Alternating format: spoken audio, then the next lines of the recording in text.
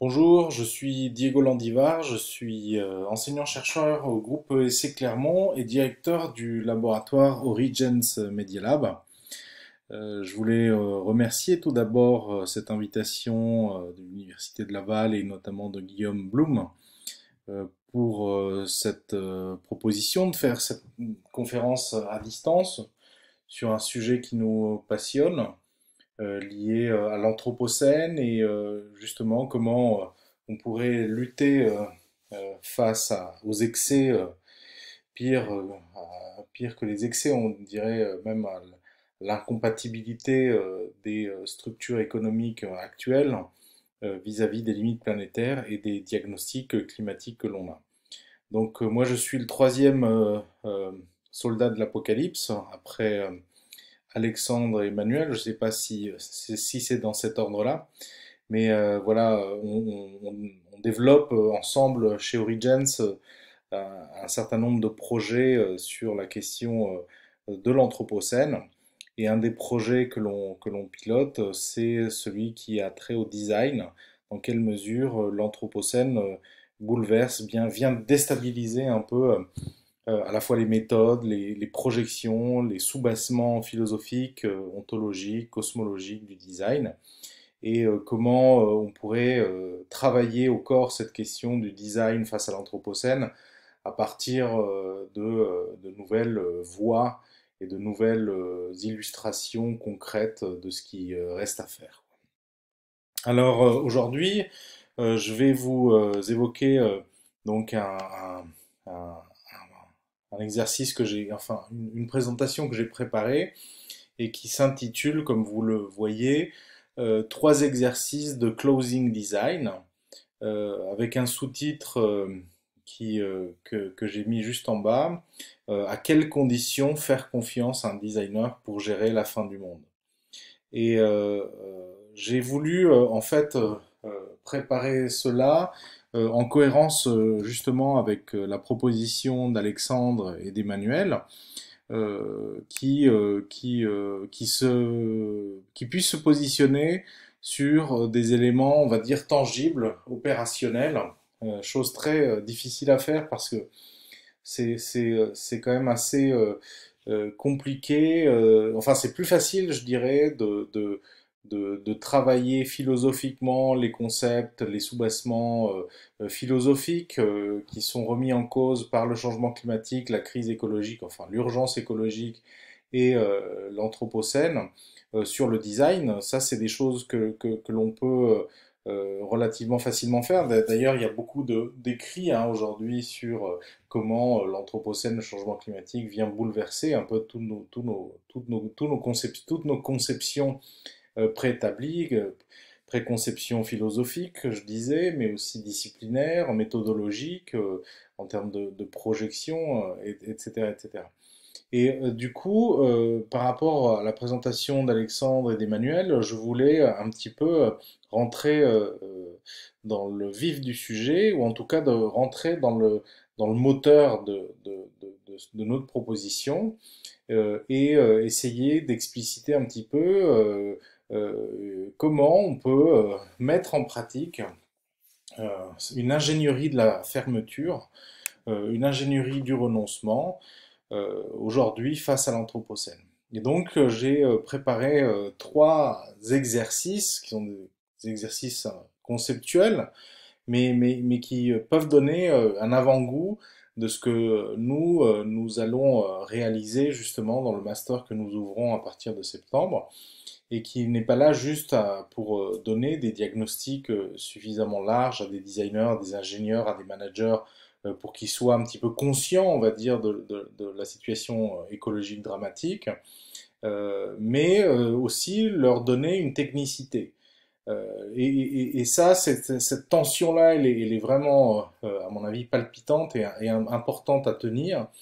parce que effectivement l'éducation à l'anthropocène est quelque chose d'essentiel, mais le problème c'est que bien souvent cette éducation à l'anthropocène va nous faire penser que l'ensemble des outils de l'ingénierie, du design, du management sont caduques ou en tout cas sont incompatibles et bien évidemment, c'est la base de ce que l'on dit, mais en même temps, on considère dans le projet notamment Closing Words, dans le projet de redirection écologique du capitalisme, de ses infrastructures, ses institutions, ces organisations, de laisser une place quand même à l'atterrissage, à l'ingénierie de cet atterrissage dont a parlé Alexandre, dont va parler Alexandre, ou dont a parlé Alexandre. Et justement, cette idée de maintenant il faut mettre les mains dans le cambouis et voir ce qu'il en ressort, pour ne pas rester dans une posture simplement critique, philosophique, mais aussi voilà, technique. Il faut maintenant appréhender la bifurcation et la redirection écologique avec des propositions techniques, ingénieriales, en termes de design, en termes de choses qu'il faut organiser pour organiser un atterrissage. Et donc c'est un peu l'ambition de cette présentation, de montrer qu'il y a un espace quand même pour cela, un espace pourtant, cependant, qui refuse totalement, ça je le mets comme préalable très important, qui refuse totalement le fait que euh, on puisse utiliser, on puisse continuer à utiliser les mêmes outils du business as usual et qu'on puisse voilà, continuer à utiliser un peu les mêmes disciplines qu'avant. Donc aujourd'hui, justement, il faut réinventer les disciplines, il faut réinventer les exercices méthodologiques, les manières d'enquêter, les manières de faire, les manières de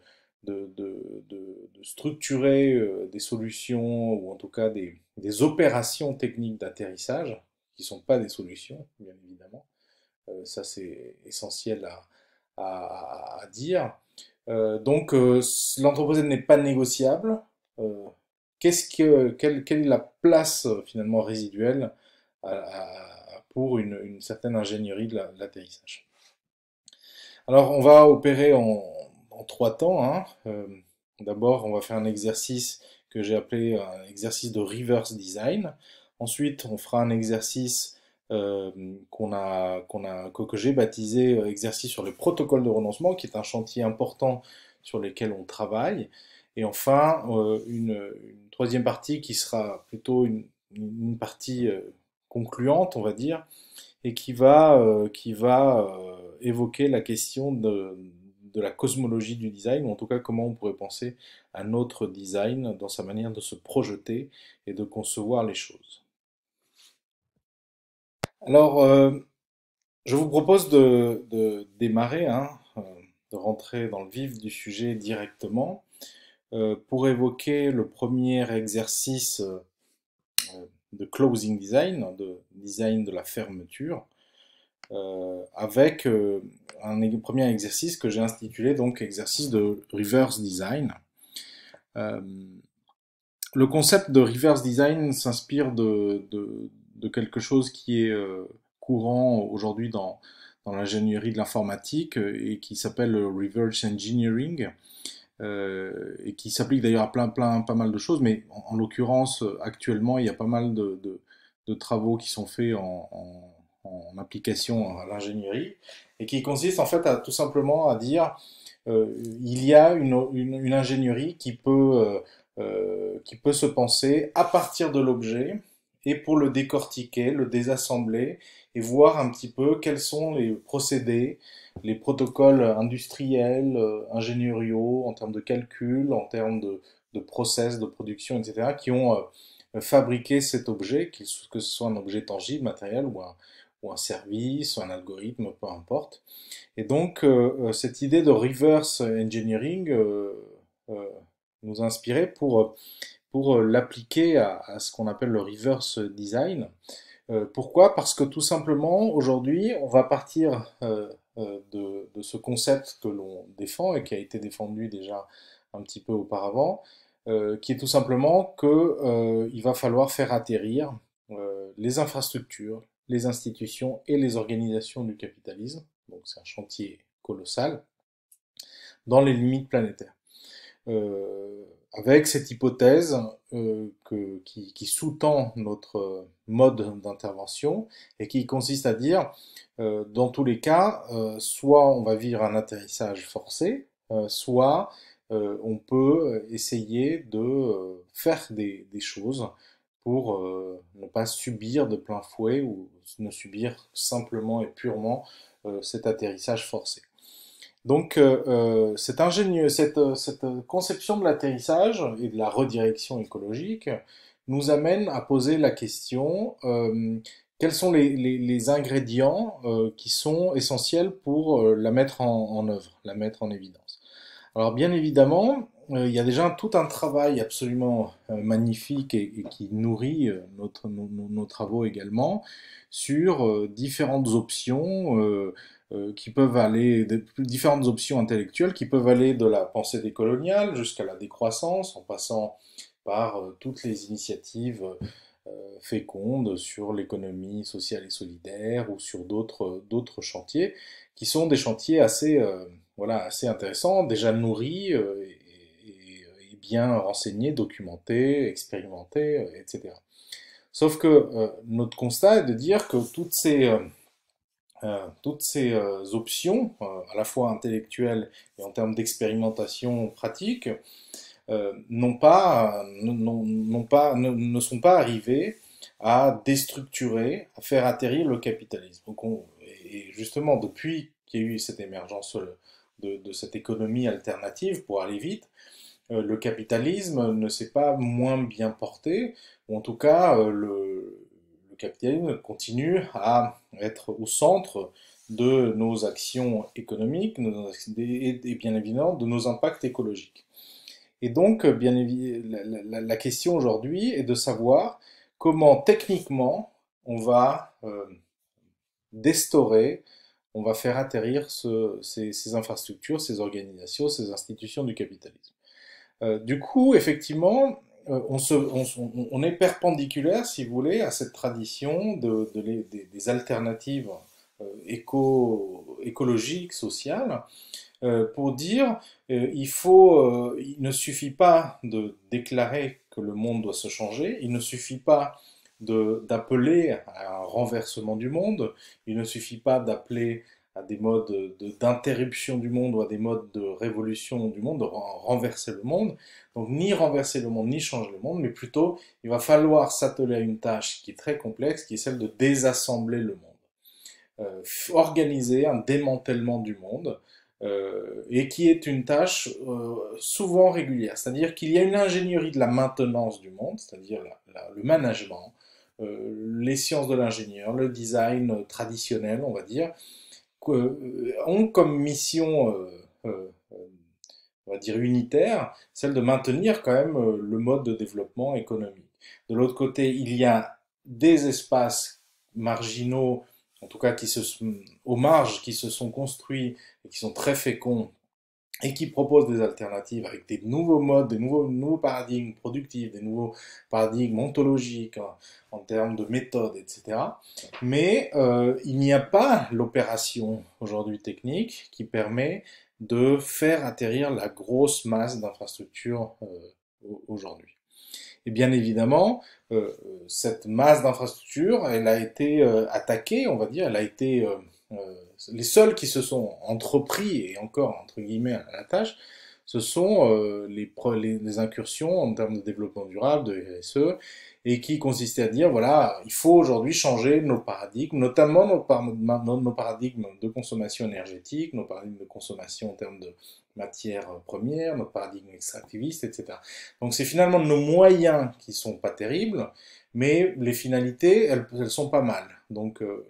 c'est une question de moyens et ça, on peut le changer parce que on a les moyens techniques de le faire, on a des moyens juridiques de le faire, etc., etc. Nous, on pense qu'il y a besoin aujourd'hui de s'attaquer à ces infrastructures du capitalisme, à ces institutions du capitalisme, à ces organisations du capitalisme, sans rien renoncer au diagnostic de l'Anthropocène, qui lui exige véritablement de bouleverser complètement les choses. Et donc,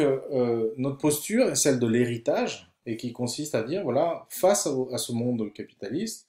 on n'a pas la possibilité de s'en extraire totalement. Et euh, c'est une hypothèse, hein. Elle se discute, et on la discute d'ailleurs avec d'autres hypothèses, mais on considère qu'on est attaché, qu'on le veuille ou pas. Le niveau d'extension du capitalisme est tel qu'il a créé des réseaux d'alliances, d'attachements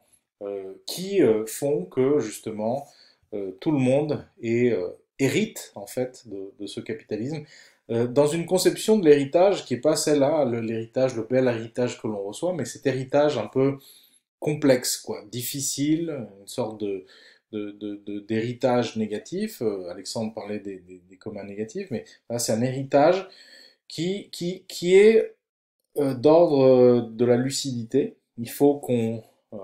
soit conscient qu'on en hérite et il va falloir s'en démêler, s'en sans, sans, dé- s'en défaire, quoi. Donc cette posture de l'héritage, elle est quand même importante pour bien situer cet exercice-là. Alors, comme vous le voyez ici, dans cette diapositive, je vais m'inspirer pour essayer de provoquer cette réflexion sur un cas très particulier qui est celui du container. Alors le container, il faut savoir, un objet qui a bouleversé le monde. Je vous conseille de lire le livre de Mark Levinson, qui est un livre absolument, à mon avis, fascinant euh, sur cette question-là. Parce que justement, le livre de Mark Levinson m'a apporté une question m'a apporté une réponse euh, à une question que j'essaye de résoudre depuis très longtemps, qui est celle de définir le capitalisme. Et le problème, c'est que bon, moi je viens de Bolivie. Quand j'étais en Bolivie jusqu'à mes 18 ans, on recevait pas mal voilà, de théoriciens du capitalisme, hein. L'Occident nous inondait de théories sur le capitalisme, sur les subaltern studies, la périphérie, etc., le développement. Donc on avait une avalanche comme ça d'interprétations sur le capitalisme. Et pour nous, Boliviens, le capitalisme, c'est un mot assez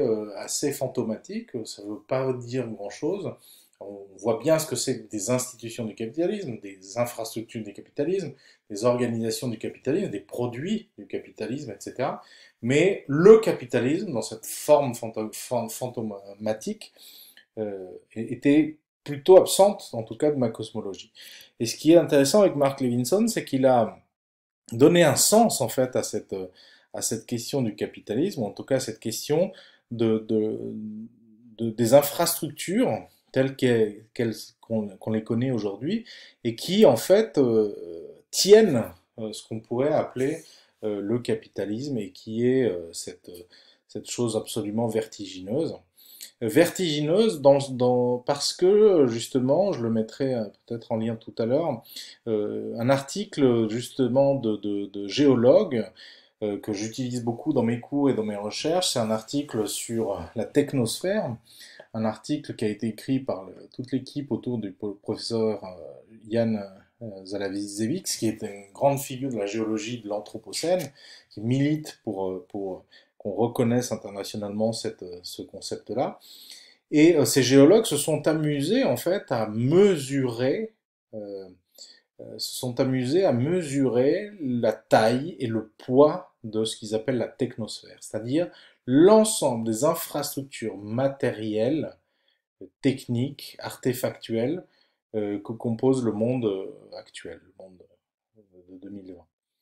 Et donc, ils se sont amusés avec une méthode très particulière pour essayer d'évaluer la masse de chaque infrastructure, le béton des autoroutes, les ponts, les bateaux sur la mer, les centres commerciaux, les métropoles, les rails de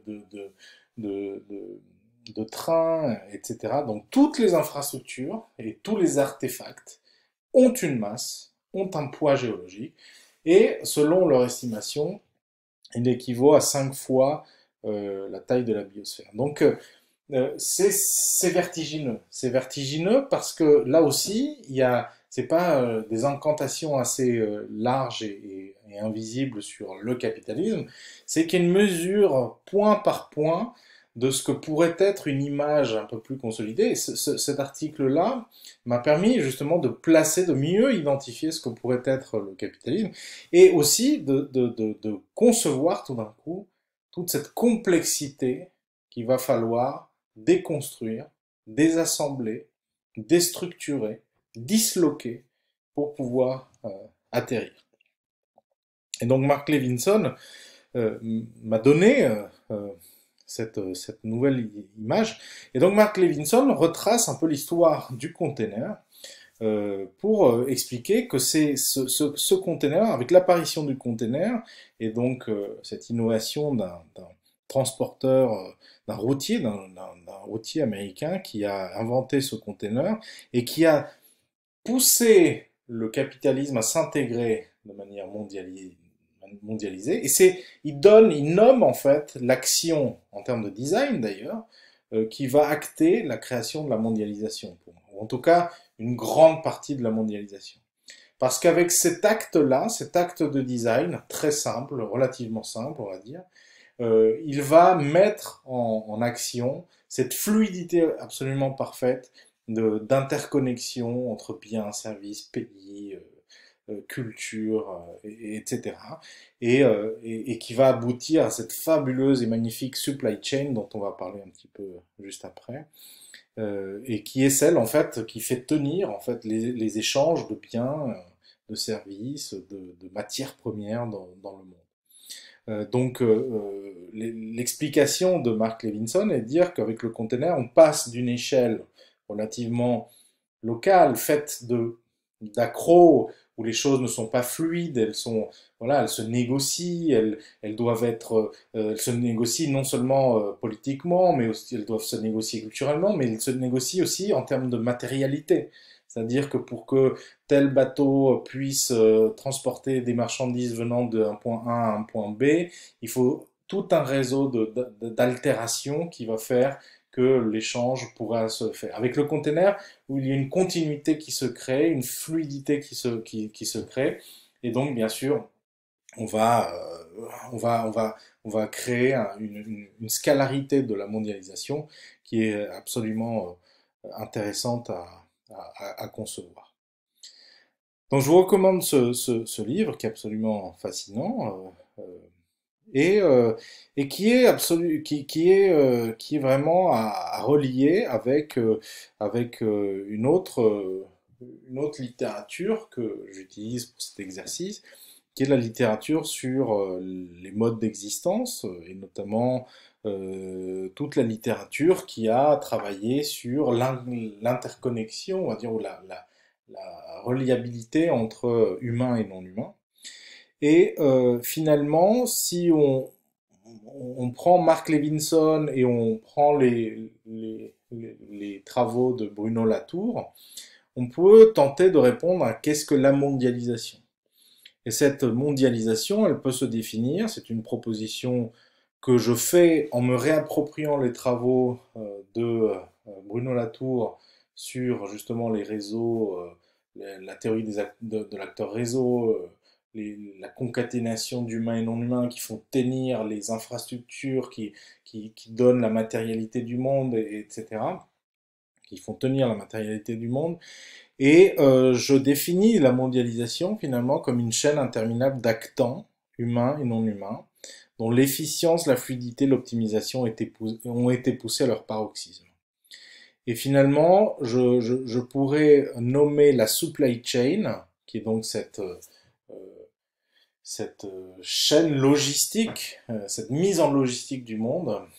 comme une œuvre magistrale, comme l'aboutissement de ce processus de mise en bout de chaînes interminables entre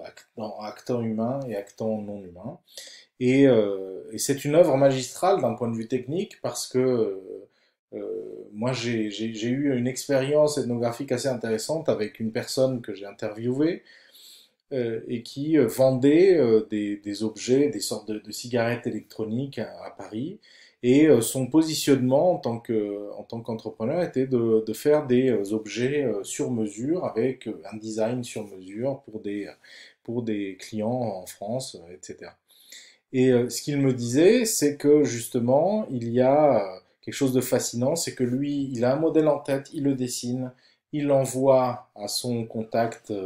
à Shanghai ou en Chine, et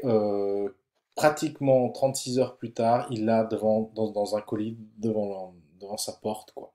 Et cette expérience, lui, il l'a narrée d'une manière à, à- à ce qu'on voit apparaître toute